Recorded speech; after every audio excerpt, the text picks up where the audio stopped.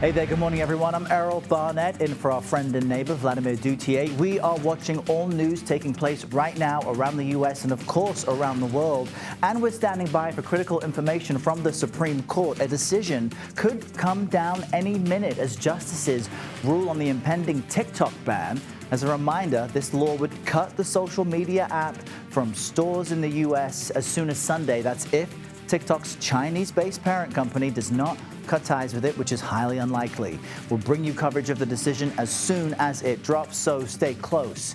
But first, we are following breaking news out of Israel. The country's security cabinet moments ago approved the ceasefire, hostage release and prisoner release deal with Hamas in Gaza. This is significant. Following the latest for us from Tel Aviv is CBS News senior foreign correspondent Elizabeth Palmer. Liz, help us understand why this is such an important moment in getting us closer to the first hostage release Sunday. Well, it means an end to the bombing of Gaza and the misery of 2.2 million people, and of course, the misery of 98 hostages and their families who are imprisoned in the Gaza Strip under those bombs at the same time. It's very welcome news because so many people have suffered so very much in the 15 months since Hamas started this war by invading Israel. There was a ceasefire previously in November of 2023 that quickly fell apart. Give us a sense from the people you've been speaking with of how much optimism there is that this time this will hold. It depends who you speak to. I think that the country is a year more exhausted. The Gazans are, they've been crushed. Most of them are living in temporary housing. I think the desperation for a deal really runs deep and also into the violence. There's also the Trump factor. Several people have told me that they think this ceasefire is going to hold because President Trump has made it clear that he doesn't want this war anymore, and he's made it very clear to Benjamin Netanyahu that he doesn't want the fighting to start again, and he'd better make sure it doesn't. Now, I know all the details are still coming together, but what do we know about the Palestinian prisoners held by Israel who are also meant to be released as part of this overall deal? Think of it this way. Roughly speaking, 30 Palestinian prisoners will be released for every Israeli hostage if that hostage is civilian. If it's a military, 50 Palestinian prisoners will be released for the military hostages. They're not coming out in this first batch, by the way. That'll be later on. But overall, about 1,700 Palestinian prisoners are due to be released between now and 6 weeks down the road. That is mid-February. All right, Elizabeth Palmer with us, joining us from Tel Aviv with the latest on the steps toward peace in the region. Elizabeth, thank you.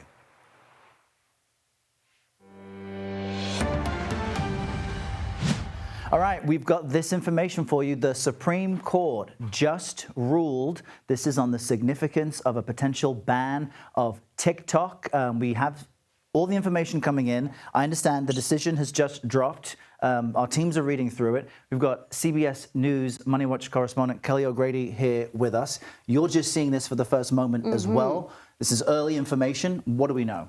Yes. So just reading through this now, we do know that the Supreme Court has ruled to uphold the ban, uphold the law, right? So there was a big challenge that whether this was unconstitutional, whether it violated free speech. Right now, the Supreme Court has decided that this law can stand. And of course, now it's going to be a question of what goes on once the president-elect takes office, because the Biden administration reportedly may not enforce the ban. But we do know that the Supreme Court has ruled that the ban is okay to be upheld. So the Supreme Court not jumping in here to save the day for TikTok. The small business owners and content creators won't be happy to hear this because the platform they've used to grow a following, to earn money potentially, will now be banned. Sunday, as you mentioned, President Biden said he won't intervene to get in the way of this. But President-elect Trump has seen the benefit of TikTok. He's credited the platform with helping him get into the White House. So what does this mean in the very short term for all of these people on the platform who don't know what will happen come Sunday and Monday? Okay, so a couple of things. In the most immediate short term, the law says that come Sunday, Apple, Google, these app stores, they cannot have the app in their app stores for those in the US. So if you don't have TikTok on your phone, you're not going to be able to download it come Sunday. Now, TikTok is reportedly considering not just, okay, we'll still allow people who are using the app to have access to it. They are reportedly considering completely shutting down access for all users. So that's sort of the first question of what might come Sunday for those of us that do have the app on our phones. Then you take this out a little bit further. Yeah. There's the question of, would President-elect Trump sign an executive order that would roll back this law? There's a lot of legal questions for those that are far more smart in that world than me to answer whether that would be possible. But the broader picture is people who use this for their business, for their brand. I've talked to many of them. They're pretty worried because TikTok versus Instagram, you have different audiences there. Yeah, President Trump being sworn in noon Monday. So if this could be part of his first few official acts, it's still unfolding. Kelly O'Grady, thank you so much. Let's also bring in CBS News legal contributor Caroline Polisi. Tell us what you know about the Supreme Court's decision so far and what this means for people who truly do rely on the app right now. Yeah, well, it literally just dropped. I would say from what I've skimmed through, it's not surprising. The First Amendment arguments here on behalf of TikTok really weren't that strong. You know, we're calling it the TikTok ban, but really what this was a bipartisan supported legislation that Congress passed about corporate structures, really, to preserve national security. And it relates to ByteDance, the parent company that owns TikTok. And essentially, the argument was that the ban would violate free speech implications. But, you know, the First Amendment can take a back seat to other certain issues. And in this case, it's national security. The concern is that China may be stealing our data, spying on us, you know, all the things that we've heard. You know, you just reported what could happen. Trump, I mean, this bill was spurred because in Trump's first term, he wanted to sign an executive order getting rid of TikTok. And so that raised sort of, you know, Congress's eyebrows and got this issue on the table. So this idea that Trump could potentially sign an executive order and sort of wave a magic wand is not legally accurate, right? So you can't just sign an executive order and make congressional legislation go away. It could be a sort of Band-Aid. You know, he could say, you know, we're extending implementation of the law for 30 to 60 days while we give ByteDance the chance to divest the TikTok company to an American-owned company, which is what the law says. Essentially, TikTok would have to sell to an American-owned company. There's been a lot of sort of whisperings about potentially Elon Musk stepping in to buy the company, but ByteDance says that's pure fiction. They clearly don't want to sell. So, you know, there's a lot of legal implications here. As noted, he could just direct his Justice Department, Trump, not to enforce the ban. But, you know, if I'm the general counsel at Apple or Google that's you know, selling this app, I wouldn't, you know, be too comfortable continuing to market and sell and provide TikTok to users, even in the face of Trump saying he wouldn't move forward with implementing, you know, enforcing it. I mean, it's fascinating for you to lay out the potential options for the incoming President-elect Trump, because all of a sudden his inauguration Monday carries with it two significant developments from the hostage release deal between Israel and Hamas. And now Trump has a decision to make on what to do for TikTok. I understand that in addition to Elon Musk, Mark Zuckerberg, Jeff Bezos, and other tech billionaires, that the CEO of TikTok's U.S. subsidiary is expected to be at inauguration. So before we let you go, help me understand the options that Trump has, either in what he can do or what he can encourage his Republican majorities in Congress to do. For example, there's been a suggestion to propose an additional delay somehow of the bill. What options are on the table? Yeah, and I would note the CEO is not only invited to the inauguration, but apparently he will be seated very prominently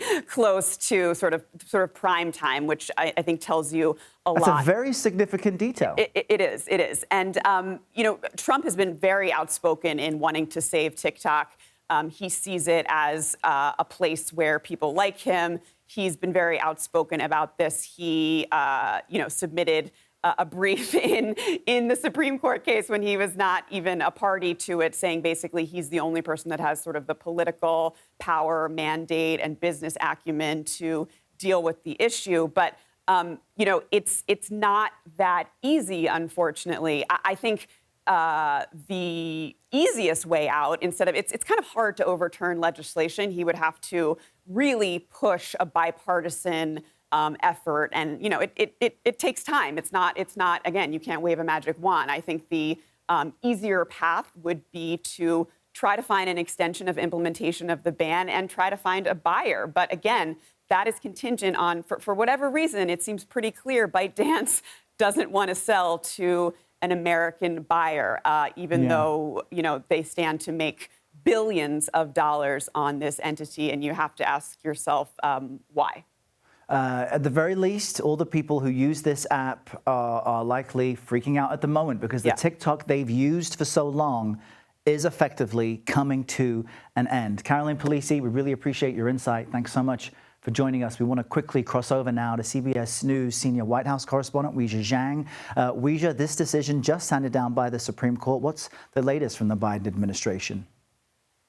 Well, the Biden administration has not responded directly to the Supreme Court decision. However, Errol, it has issued a statement to make clear that it will not be the Biden administration that is implementing the law that goes into effect on Sunday. Now, as Caroline laid out, this was bipartisan legislation, but to be clear, President Biden signed it, so it is the law of the land. And even though there may be an option to pause on implementing for 90 days, that is an exemption only if there is active conversations and movement in a potential sale. But as Caroline also said, and this is really important, that doesn't exist. ByteDance has made very clear they do not have any intention of selling. So as far as what the White House is saying now, they're saying our position on this has been clear. TikTok should continue to operate, but under American ownership. Again,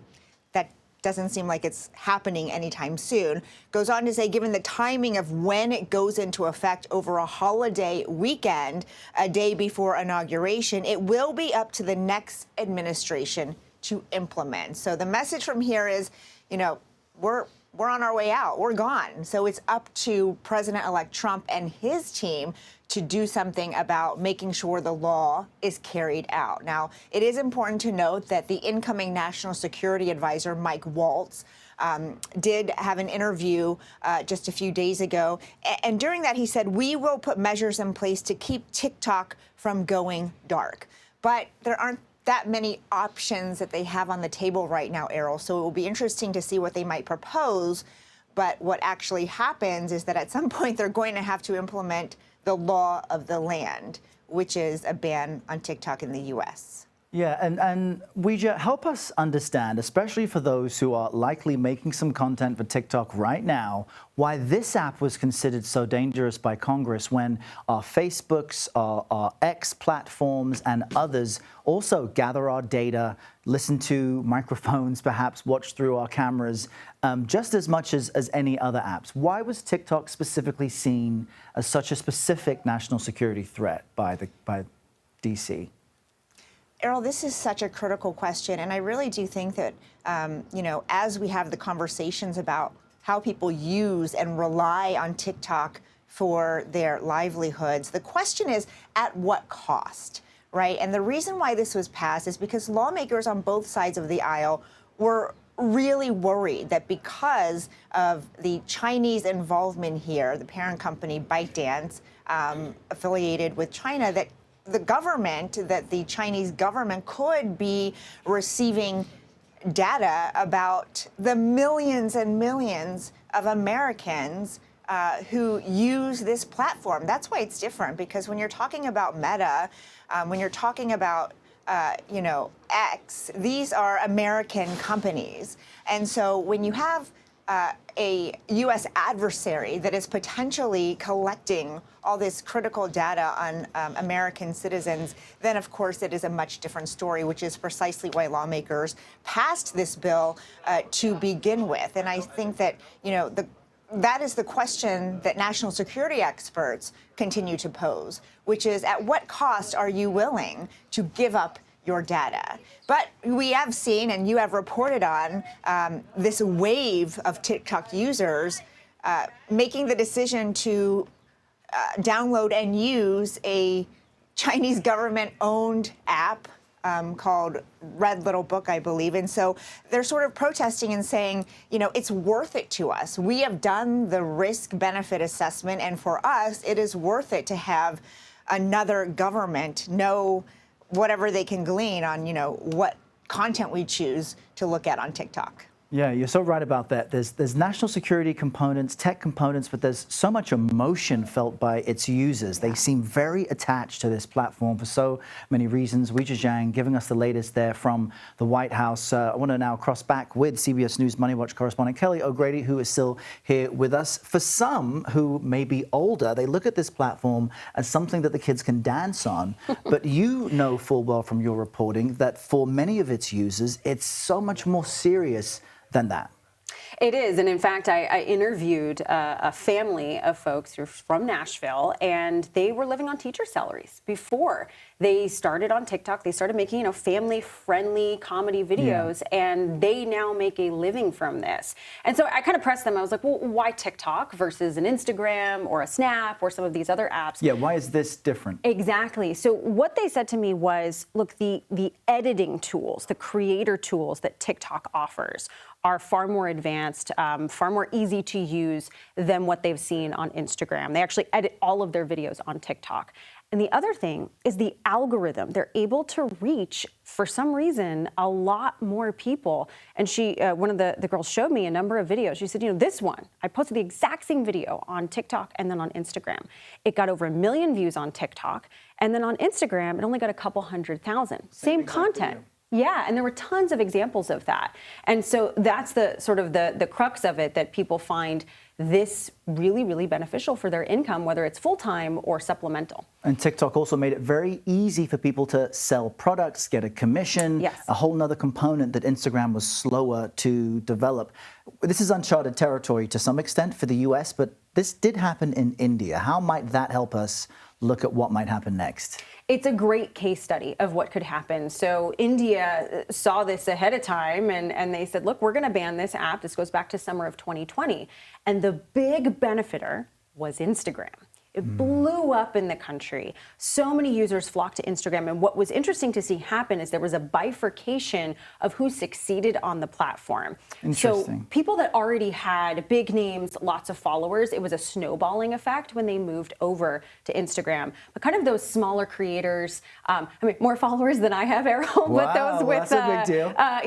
1 million and whatnot are still considered small. They really struggled to gain traction in India. And so that's kind of potentially something that could happen if there's no solution when it comes to buyers or delays with the next incoming administration. You could see those smaller businesses, smaller influencers try and get that same traction on these other apps and maybe not succeed as much. Yeah, and it's a wake-up call that this impacts people's lives, people with middle, low income, some people who are unemployed. They have been relying on this platform and the creativity that it provides. Thank you so much. My thanks to Caroline Kelly Weijia. We will have more continuing coverage on the Supreme Court decision in just a few moments. Thank you. But we do want to include some other major headlines. Fire crews making progress containing those flames in Los Angeles, but there is a new threat residents have to worry about. We're live on the ground with that. Stay right where you are. You're streaming CBS News 24/7. Welcome back. With just 3 days to go now until the presidential inauguration, President-elect Donald Trump's pick to run the Department of Homeland Security is answering to lawmakers on Capitol Hill. We're talking about South Dakota Governor Kristi Noem defending her capability to lead key agencies that, keep in mind, will be critical in Trump's mass deportation plan. Listen to this. The challenges in front of us are extremely significant, and we must secure our borders against illegal trafficking and immigration. We must safeguard our critical infrastructure to make sure that we're protected against cyber attacks, respond to natural disasters, and also terrorism. Border security must remain a top priority. As a nation, we have the right and the responsibility to secure our borders against those who would do us harm. CBS News political correspondent Caitlin Huey-Burns joins us now from Capitol Hill. Caitlin, Noem is going to play a significant role, not just in the administration, but Trump's sweeping immigration plans. How, in the way she's answered questions, are we getting a sense of how exactly she'll do that? Yeah, we know immigration is going to be the priority for this incoming administration. And, you know, Errol, this is a massive job. It's a big agency. It not only oversees the border and border security, but also oversees things like natural disasters, oversees FEMA, which we know is a critical agency as well. So a lot of these questions have been focused, as you can imagine, on the border. And what's significant about Noem is she will be the face, for better or for worse, of the administration's immigration policies. Now, Trump has appointed a separate border czar, Tom Homan, to be in charge of the mass deportation plan. Remember, that was a central tenet of his campaign. He wants to implement that starting on day one and has appointed Homan to oversee that. That's not a Senate-confirmed position, which also signals the way in which that position could be controversial. But Noem will essentially assume the face of the immigration policies, which will include the mass deportation policies. You may remember during the first Trump administration, Kristen Nielsen was the Secretary of Homeland Security and was the face of the child separation at the border and received a lot of criticism for that. So this is going to be a big job. Really, this hearing so far, Errol, has been pretty subdued. You actually heard several Democratic lawmakers from northern states like Michigan and New Hampshire asking about securing the northern border, which was interesting. But as you can imagine, Republicans have been laser focused on border security and have really used this hearing also to lay in their criticisms of the current HHS Secretary Mayorkas. That's right. And previously, Nielsen was effectively fired from her role after the controversy surrounding family separation exploded. So this is a role that comes with challenges. Can you give us a sense of what might happen next week? I know there's more folks lined up.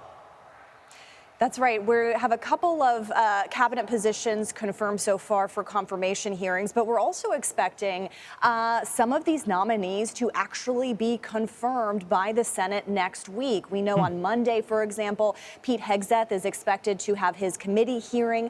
He's expected to get through that hearing committee process and then go on to the full Senate. And essentially, by next week, we could have some of these nominees confirmed by the full Senate and then, essentially put into action. That kind of goes on par with previous presidents, although Biden at this time was lacking in terms of how many he had confirmed during that first week.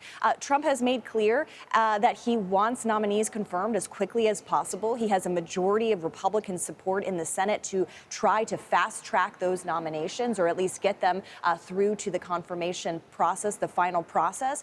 But it's also notable, Errol, that Trump, made a play soon after he was elected to announce his nominees at a really rapid pace. Remember, before Thanksgiving, he had all of his nominees for those cabinet positions and administration positions already announced so that they could start that process. But basically, as you heard in the hearing today, as you've heard all week, these nominees are saying they want to get to work on day one. So look for January 20th on Monday, when the president-elect is inaugurated.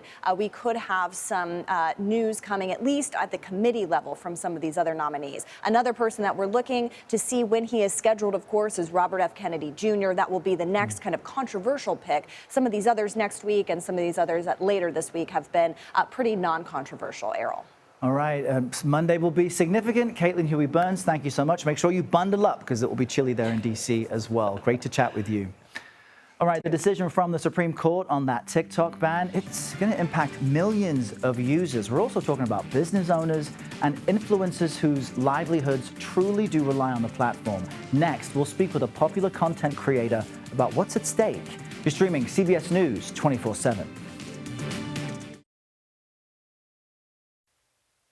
All right, welcome back, friends. We want to return to our top story this morning. The Supreme Court moments ago upheld the TikTok ban, ruling the app can shut down as soon as Sunday if the company's Chinese owner, ByteDance, does not divest. We want to speak to CBS News Supreme Court and legal producer Catherine Cole. She joins me, as you see, from our Washington bureau. Catherine, you're the lucky one among us because you've had the time to read through the ruling and look at the specifics. What's jumping out at you? What are the major takeaways that factored into the justice's decision here? Yeah, this is a overwhelming victory for the government and a sound defeat for TikTok. What I notice is that the court here has issued a per curiam opinion. That is, they're speaking in one voice, all 9 justices. There are no dissents here. Everyone agrees. This law that Congress passed, ordering divestiture of TikTok's foreign ownership, passes constitutional muster. One thing I do notice is that there are 2 justices who concurred. That is, they joined the opinion here, but they wrote separately to just pull out a couple things that they found interesting. And one of those is Justice Gorsuch, who said, whether this law will succeed, I do not know. But the question we face today is not the law's wisdom, but its constitutionality. So I think what we're seeing, and that, that's echoed in the main opinion, which is saying this is Congress's judgment that we're following. We are not saying whether this law is good, bad. It's not our problem. All we're saying is that this does not trigger the kind of First Amendment problems that TikTok pleaded the court to find here. That there's no First Amendment issue that doesn't, that. So then, if you can still hear me, help me understand what that means for the larger picture, as far as you saying that the Supreme Court is deciding it's actually quite narrow. This doesn't have to do with massive freedom of speech issues, as TikTok claims. This just basically says there's no issue constitutionally for us to adjudicate. So then, does this just only impact TikTok? Is there no other domino effect to other platforms in any way? I think you've pulled out something really important here, which is that the court is not trying to issue some sweeping First Amendment social media law opinion, in part because they had only 2 weeks to consider these questions. This has been on a fast track, this entire case, because of the looming deadline. Sunday, January 19th, TikTok goes dark. And so the Supreme Court was rushing to get this out, is issuing, as you said, a relatively narrow opinion cemented on the merits of this particular case. And what that means is that Sunday, January 19th, TikTok will probably go dark. The only way out of it I can see is if the political branches intervene. President Biden has the ability to extend that January 19th deadline by 90 days. There's some talk he might not enforce this law. If Congress wanted to step in the next 2 days, it could, but the judicial system is staying out of it. Barring anything really unexpected, TikTok goes away on Sunday. A unanimous decision. Catherine, thanks for helping us understand just a bit more in depth how the justices got to this point. We appreciate your time. We now want to speak with someone who says they are a victim of this decision. Content creator Colin Jones is a business owner bracing for the impact. You're the founder and CEO of a jet charter company, Amalfi Jets. I've seen your stuff trending, Colin, so help me understand how this decision impacts you and your company. Yeah, I mean, at the end of the day, TikTok's been a fantastic platform. I mean, we have 1.9 million followers across it. So, at the end of the day, it's disappointing and it's a big bummer to see it go. But at the end of the day, great content does great on all platforms. So whether that's on TikTok, Instagram, Facebook, X, LinkedIn, whatever it is, I mean, we look forward to hopefully seeing our 1.9 million followers kind of transition over those platforms as well. So what do you plan to do? From what I've, for viewers that don't know, this is based on what I've seen. You record some of your customers' conversations. They're calling about how to take private jets and private aircraft, and that the behavior is quite outrageous in many cases, and that's what gets you engagement. But help me understand how TikTok helped you show a different side of your business, or even your own comedic side, and how you now plan to leverage that elsewhere.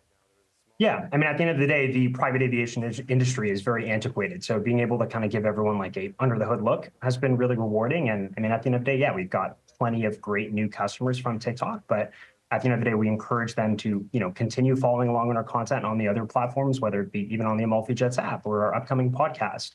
And again, at the end of the day, like we want people to keep hearing our story. We want to keep putting out great content. We want to keep showing the kind of, under the look insight into the industry. So whether that's on TikTok, Instagram, Facebook, or anything else, I mean, we look forward to seeing these people as well.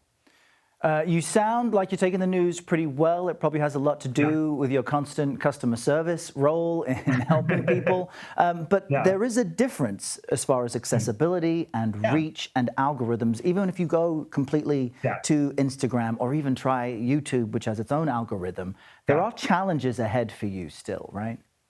Correct. Yeah, I mean, the algorithm on the other platforms is definitely not the same as TikTok, but at the end of the day, I think this encourages content creators to like to diversify. At the end of the day, like, if TikTok were to be banned, well, that's, a huge bummer. Great content can do well on other platforms as well. So I think encouraging your loyal fan base to, keep following along on other platforms and just to kind of diversify across the board. But while it, will be disappointing, I mean, obviously it's not a kind of end game type of situation, but I mean, I think this shows the resilience of content creators and of businesses alike. And then if you think about just in our own lifetimes, there are people that remember MySpace, there are people that remember Vine. These were the top social media platforms for their moment. What, since you're taking this so well, advice would you give to the TikTokers freaking out right now? And I've seen them cry on the app in anticipation of this ruling. So what do you say to those people who are really feeling quite emotionally vulnerable? Yeah, I mean, again, I feel for them. We feel for them. I know it's obviously going to affect everyone in a completely different way. But at the end of the day, if you have great content can perform on other platforms. I loved Vine as a kid, and I love TikTok. So being able to transition into other platforms and, keep following along with people you like is really important. People get attached to individuals, kind of the authenticity that you provide on these platforms. So whether that's on TikTok or on Instagram, I mean, again, like people become attached to that, and I think they'll kind of follow that wherever that is. So I would encourage these content creators to not be discouraged, keep making your content, and encourage your followers to find you on the other platforms as well. Really useful advice. Colin, thanks so much for your time. I can't wait until I make enough money to give you a phone call. If and when I do, don't record it. Definitely. Colin, thanks so much joining us from Thank you, LA. Rob. Good one. Appreciate you. All right, California wildfires, they've made progress in getting that massive Eaton fire to more than 50% contained now. I'm so thankful to be able to report that. Unfortunately, though, there's a new threat in the LA area, landslides. National Guard checkpoints are now set up to keep people out of evacuation zones where many dangers remain. CBS News correspondent Tom Hansen joins us live from Altadena, that neighborhood completely devastated. Tom, you're in an area that will just be ages before it can be rebuilt. Folks still trying to see what's left of their properties. What have you seen so far? Yeah, well, as these fires are, the containment is growing around these fires. Many people are still waiting to get back. They're anxiously awaiting to get back to see what's left. And I just want to give you guys a little bit of a sense of what we're seeing on the ground here. Just block after block of devastation exactly like this. We pulled up to what appears to be a home, although it's really impossible to distinguish between homes and businesses and what was standing before these catastrophic fires came into place. And so, the people here, they're in a sense of shock, but they are also anxious to just see if they can recover any precious items that they may have left behind. And that's not even to factor in the people who were lucky enough to have their homes untouched by the flames. These wildfires are fickle, and so you might have blocks of devastation and then a home that's standing. CBS spoke to one homeowner. Here's what he had to say.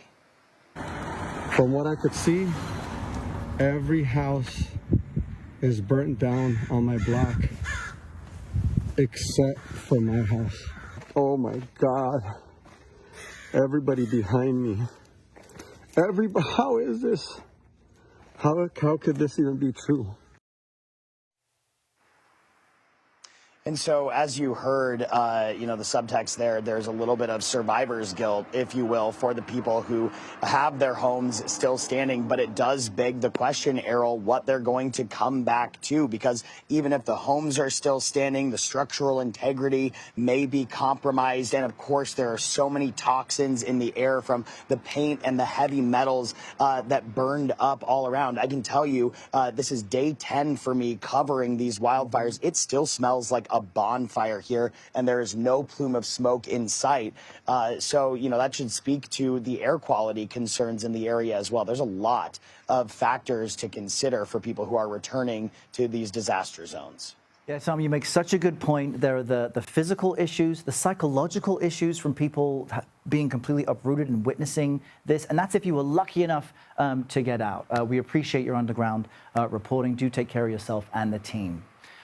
Meantime, there is a massive cold snap that is going to push its way through the country. CBS News Philadelphia meteorologist Tammy Souza joins us with a look at the national forecast, because folks will get freezing soon, Tammy. Oh, very much freezing. We're going to be below freezing for days on end in the Northeast. So just be prepared for it. It's on the way. This is a quick look at it. So if I put it on the globe, you can see the shades of pink. That is that lobe of air coming right out of the Arctic Circle. So that is the polar vortex. And you notice it goes well down, all the way down to the Gulf Coast, all the way to the East Coast. The only place that is exempt at this point looks like perhaps the direct southwestern United States. And also we are looking at snow. Yeah, because it's so cold, we're looking at a snowstorm that could be fairly significant. It's right here, it's building, and this is going to affect the Northeast by the time that we get into Sunday, and that could have implications for some of the football games there. So that's something that we're keeping a very close eye on. Let's go ahead and talk about, first of all, what we're looking at with that cold. Again, we're looking at numbers that are going to be below average. Where you see the pink, that's where we're going to have feels like they're going to be below zero. And this just continues to push further south. You can see that. Temperatures, actual temperatures, 10, below zero at 9. We get up here into the New England area, the same thing. And then we're going to be looking at the same thing continuing next Tuesday. In fact, I think the harshest push of cold air comes in here next Tuesday. Snow totals with that storm, well, they're all over the place, but somebody could pick up about 8 to 10 inches. Somebody could pick up 5 to 6. And I'm looking right here at New York. You may have some shoveling and plowing to do there. Back to you, Errol. Make those shovel assignments now. Get your snowshoes for the car and get the salt on the sidewalks. Tammy Souza, thanks so much. Important information there. Yeah. Now, some of the biggest names in tech will descend on Washington for President-elect Donald Trump's inauguration in just a few days. We'll run through who's attending and how the Capitol's preparing right now to keep everyone safe. You're streaming CBS News 24/7. Welcome back. Early this morning, President Biden commuted 2,500 sentences for people convicted of nonviolent drug offenses. With this latest round, he will now leave the White House with the legacy as the president who issued the most individual pardons and commutations in U.S. history. Biden said the people he pardoned today were serving disproportionately long sentences compared to what they would receive under current laws. The incoming president, meantime, is talking about TikTok, and President-elect Donald Trump says he's spoken with Chinese President Xi Jinping. CBS News Chief White House correspondent Nancy Cordes joins us live from West Palm Beach with more on this call. Nancy, tell us all about it. Yeah, this is interesting. Good to see you, Errol. President-elect Trump says that he held a phone call today with the president of China, Xi Jinping. He said it was a great call. He said that they talked about trade, they talked about fentanyl, and they talked about TikTok. And he went on to assure the world that he and Xi Jinping were going to do some great things together. The Chinese put out their own statement. It looked at the call a little bit differently. The statement said that they actually talked about Ukraine and they exchanged their views on the Israel-Palestinian conflict and didn't bring up any of those topics that Trump had mentioned, like trade or fentanyl or TikTok. Nevertheless, it is significant that they had this conversation. We know that the president-elect had invited Xi Jinping to attend his inauguration, but President Xi doesn't travel very much, so his vice president is going to be attending in his stead. Very interesting that the first thing President-elect Trump mentioned in that message was trade, and that Xi Jinping and China didn't mention that at all. That may tell us something. Help us understand the guest list for Monday's inauguration as well. You've already mentioned, the Chinese leader saying he would not be there, but who will be there from Silicon Valley? Because it gives us a sense of where this administration, how it might act. Yeah, a lot of big tech moguls who will be front and center at this inauguration, Errol, starting with the CEO of TikTok. His app is facing a ban on Sunday, and then on Monday he'll be right up there on the platform alongside Elon Musk, who, as we know, has grown very close to this president. Tim Cook, the CEO of Apple, the CEO of Google, the CEO of Meta, and on and on. So President Trump seemingly inviting a new big tech titan every day to be up there on the platform. That's pretty unusual. This is not a very large platform on the west front of the Capitol. It normally seats family members. It seats cabinet picks, former presidents and the first ladies.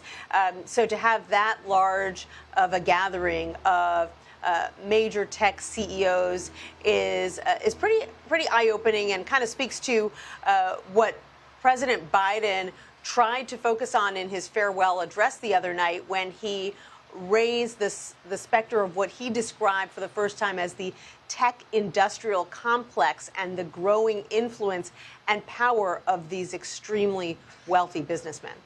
And Nancy, on that final point, do you think that Biden likely added that line to his final speech? Is that a new narrative from the White House, or is this something you have heard privately in the administration? Because it's almost teed up perfectly from Biden saying, beware of the tech oligarchy, and then come the inauguration, they're sitting next to Trump.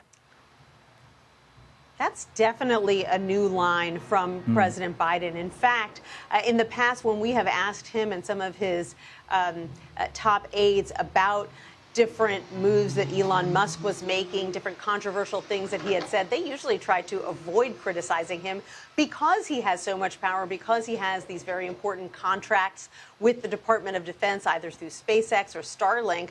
It always seemed that they were sort of unwilling to anger him. But on his way out the door, President Biden is issuing this warning that was pretty stark. All right, Nancy Cordes, thank you so much in West Palm Beach. Be sure to bundle up for Monday. Great to see you. Enjoy your weekend in the meantime. And as a reminder for everyone, CBS News 24/7 will bring you extensive coverage of President-elect Donald Trump's second inauguration on Monday. I will be there inside, thankfully, starting this coverage at 6 a.m. Eastern. Please do join us. We have much more news for you ahead, though. Stay right where you are. This is CBS News 24/7.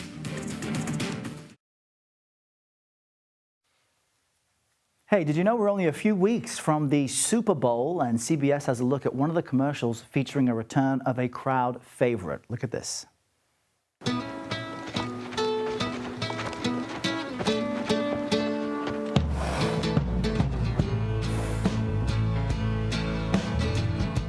Yeah, you see it right there. The Budweiser Clydesdales are getting ready for their big debut on Super Bowl Sunday. Budweiser says the ad will showcase the grit and dedication of these incredible animals because they show the grit and determination of the American spirit. Very cool stuff there. I mean, let's bring in CBS News Philadelphia meteorologist Tammy Souza, who I believe is a horse lover, maybe not. How's the national forecast looking? I am a horse lover. The national forecast, you know what, it's going to be quite cold by the time we get into the weekend, and we're going to have snow in some of our football cities. So, Errol, we're going to look at the football forecast. How about this? When we have the Texans at Kansas City, we are looking at 23 degrees, partly cloudy, very windy there. Now, Saturday, late in the day and the evening, we're looking at the Commanders and the Lions. It's 24 degrees and snow showers. We are then going to move to Sunday, and of course, there they are, my Eagles.